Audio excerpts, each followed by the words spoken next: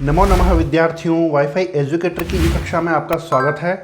हम पढ़ रहे हैं कक्षा 10 की पुस्तक शैमुशी भाग 2। इसका हम तीसरा पाठ पढ़ रहे थे, शिशु लालनम। आज के सेशन में हम इसके अभ्यास प्रश्नोत्तरों को हल करेंगे। तो चलिए शुरू करते हैं। अभ्यासः प्रश्न क्रमांक 1। एक पदेन उत्तरम लिखत। एक शब्द में उत्तर लिखिए। पहला है कुशलवौ कम उपसृत्य प्रणमतः। कुश और लव किसके पास में जाकर के प्रणाम करते हैं? उत्तर है रामम, राम के पास जाकर के। दूसरा है तपोवनवासिनः कुशस्य मातरम केन नामना आहवयन्ति। तपोवनवासी कुश की माता को किस नाम से बुलाते हैं? उत्तर है देवी। तीसरा है वयोनुरोधात् कः लालनीयः भवति। उम्र के कारण कौन लाड करने या प्यार करने या प्रेम करने योग्य होता है? उत्तर है शिशुजनः, शिशुजन अर्थात छोटा बच्चा। चौथा है केन संबंधेन वाल्मीकिः लवकुशयोः गुरुः। किस संबंध से वाल्मीकि कुश और लव के गुरु हैं? उत्तर है उपनयनोपदेशेन अर्थात उपनयन की दीक्षा के कारण। पांचवा है कुत्र लवकुशयोः पितुः नाम न व्यवह्रियते। कहाँ पर लव और कुश के पिताजी का नाम व्यवहार में नहीं लिया जाता है? उत्तर है तपोवने, तपोवन में। प्रश्न क्रमांक 2। अधोलिखितानां प्रश्नानां उत्तराणि संस्कृत भाषया लिखत। अधोलिखित प्रश्नों के उत्तर संस्कृत भाषा में लिखिए। पहला है रामाय कुशलवयोः कंठाश्लेषस्य स्पर्शः कीदृशः आसीत्। राम के लिए कुश और लव का गले मिलने वाला स्पर्श कैसा था? उत्तर है रामाय कुशलवयोः कंठाश्लेषस्य स्पर्शः हृदयग्राही आसीत्। राम के लिए कुश और लव का गले मिलने का स्पर्श हृदयग्राही था अर्थात हृदय को छू लेने वाला था। दूसरा है रामः लवकुशौ कुत्र उपवेशयितुं कथयति। राम कुश और लव को कहाँ पर बैठने के लिए कहते हैं? उत्तर है रामः लवकुशौ आसनार्धम उपवेशयितुं कथयति।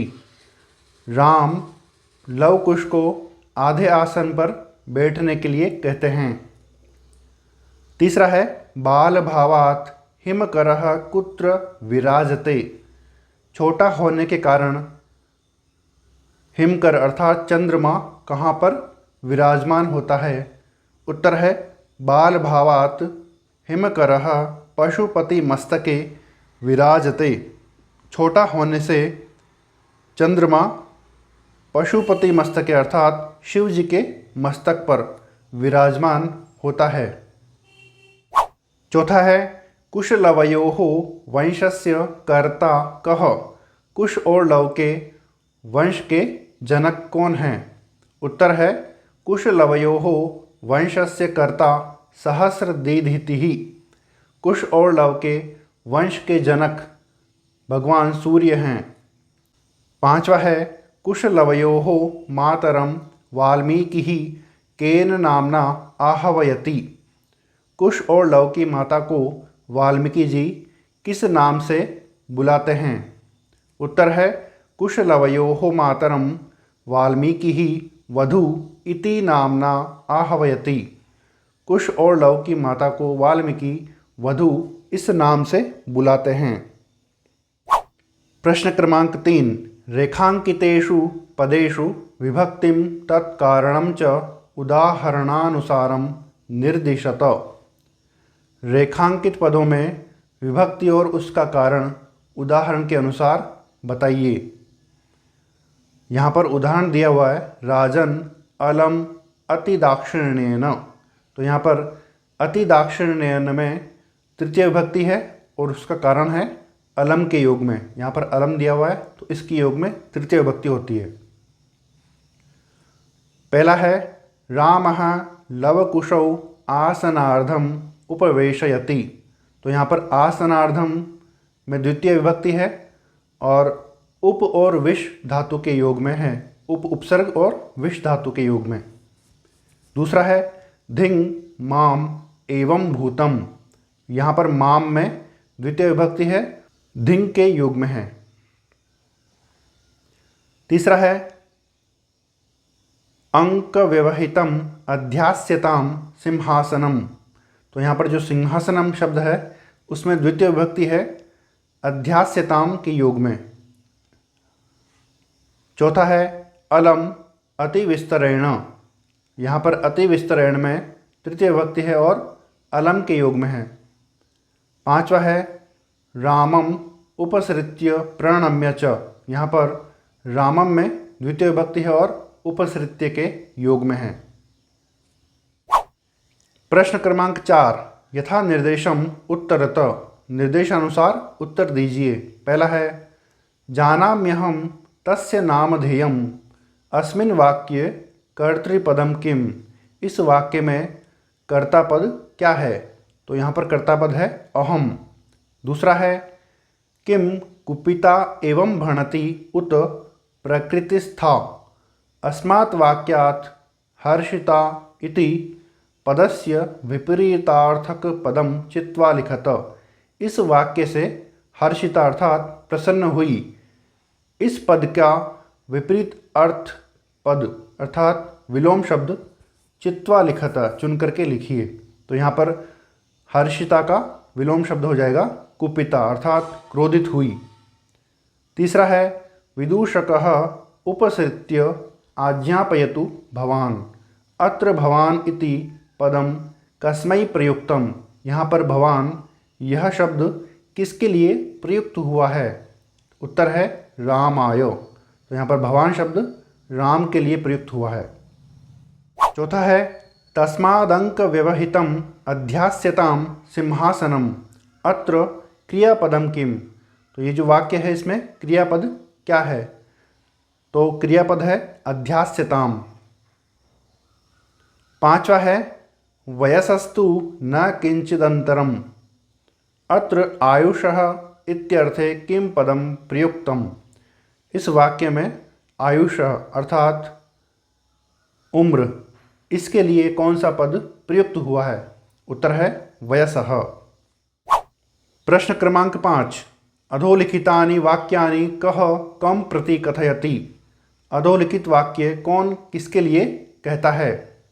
पहला है सव्यवधानम न चारित्र्य लोपाय। तो यह जो वाक्य है वह राम कह रहे हैं कुश और लव को। दूसरा है किम कुपिता एवं भणति उत प्रकृतिस्था। यह वाक्य विदूषक कह रहे हैं कुश को। तीसरा है जानाम्यहम तस्य नामधेयम। ये वाक्य कुश कह रहे हैं राम को। चौथा है तस्या द्वे नामनि। ये वाक्य लव कह रहे हैं विदूषक को। पांचवा वयस्य अपूर्वम खलु नामधेयम। यह राम कह रहे हैं विदूषक को। प्रश्न क्रमांक 6, इसका अ वाला भाग मंजूषातः पर्यायद्वयं चित्वा पदानां समक्षम लिखत। मंजूषा से 2 पर्याय शब्द चुन करके शब्दों के सामने लिखिए। तो यहाँ पर ये मंजूषा है, इसमें पर्याय शब्द हैं। तो पहला है हिमकरः अर्थात चंद्रमा। तो इसके पर्याय हैं शशि और निशाकरः। दूसरा है संप्रति यानी अभी। तो इसके पर्याय हैं इदानीम और अधुना। तीसरा है समुदाचारः अर्थात शिष्टाचार या सदाचार। तो इसके पर्यायवाची हैं शिष्टाचारः सदाचारः। चौथा है पशुपति अर्थात शिवजी।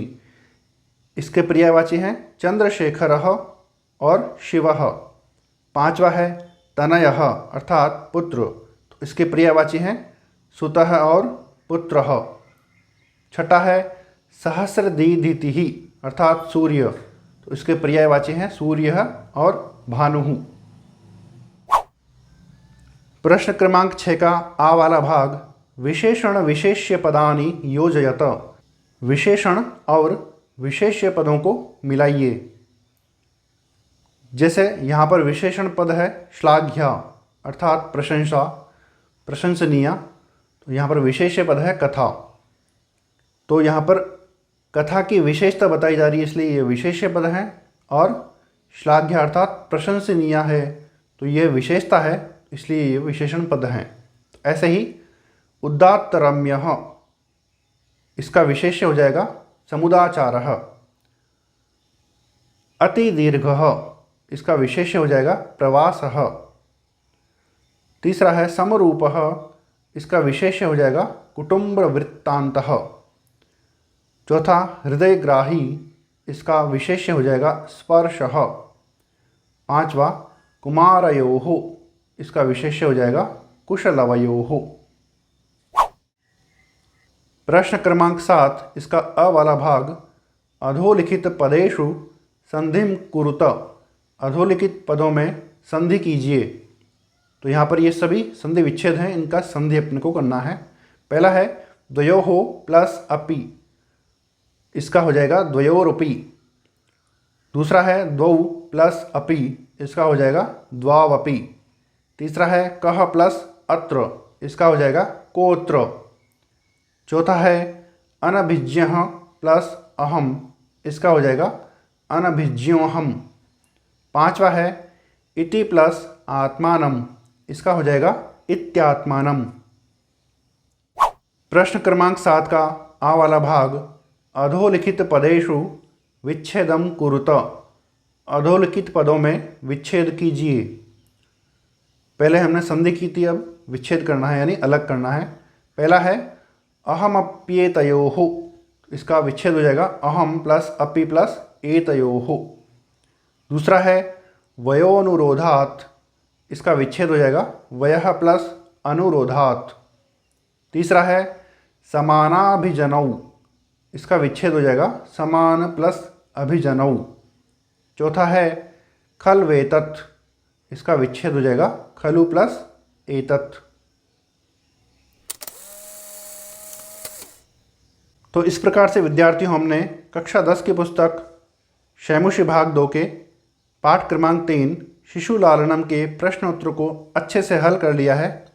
फिर भी आपके मन में कोई प्रश्न हो तो आप कमेंट बॉक्स में ज़रूर लिखें, और आप वाईफाई एजुकेटर चैनल पर नए हैं तो चैनल को सब्सक्राइब कर लीजिए, बेल आइकन को भी प्रेस कर लीजिए ताकि आने वाले वीडियोज़ का नोटिफिकेशन मिल सके। वीडियो अच्छा लगा हो तो लाइक कीजिए और अपने फ्रेंड्स में शेयर भी कीजिए। धन्यवाद।